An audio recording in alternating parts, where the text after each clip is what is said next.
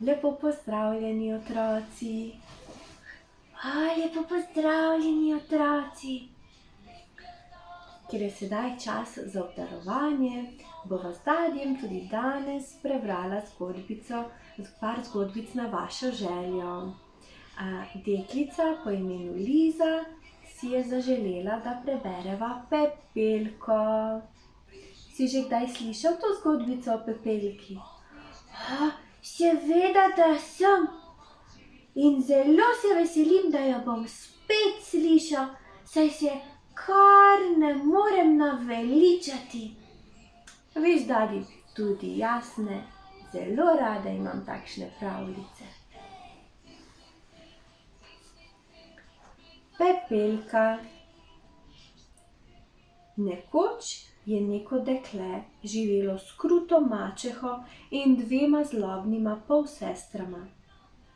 Te so bile nanjo ljubosumne, zato so jo primorale, da se je oblekla v raztrgane cunje in z ognjišča pometala pepel.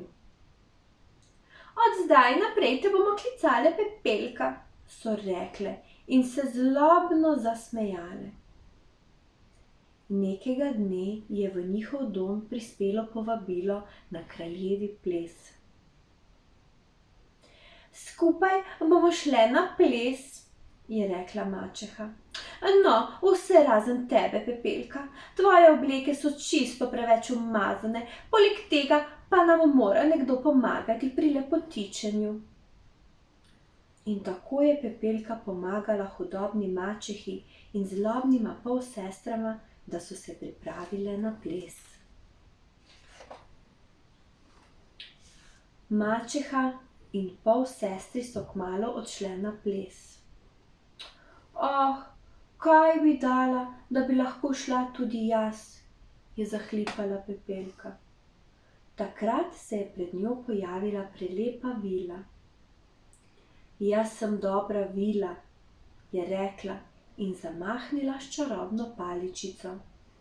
Čira čara, je rekla in bučo spremenila v zlato kočijo, 4 miške v bele konje, 2 podgani pa v uglajena, lepo oblečena lakarja. Čiribu! In Pepelkine raztrgane cape so postale čudovita plesna obleka. Na nožicah pa so se ji pojavili čedni stekleni čeveljci. Ne pozabi, da moraš ples zapustiti še pred polnočjo, je naročila dobra vila. Takrat bo čarovnija izgubila svojo moč. Na plesu je Pepelka spoznala lepega kraljeviča.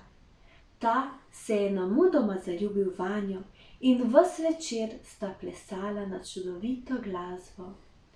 Tararararam, pam, pam, pam, pam, tararararam. Tong, tong. Ura je odbila polnoč. Oditi moram, je vzkliknila Pepelka in pohitela po stopnišču iz palače. Kraljevič je stekel za njo, toda bilo je prepozno. Na stopnišču je za njo ostal en samcat stekleni čeveljček. Kraljevič je po vsem kraljestvu iskal Pepelko. Poročil bom dekle, ki si bo na svojo nožico lahko nadelo ta čeveljc, je oznanil. Polsestri sta poskušali nase spraviti droben čeveljček, a jima je bil premajhen. Ko pa ga je poskusila Pepelka, ji je bil ravno prav. Kraljevič je Pepelko zaprosil za roko. Njuna svatba je bila čudovita. Pepelka pa se ni nikoli več srečala, ne z mačeho, ne s polsestrama. S kraljevičem sta živela srečno do konca svojih dni.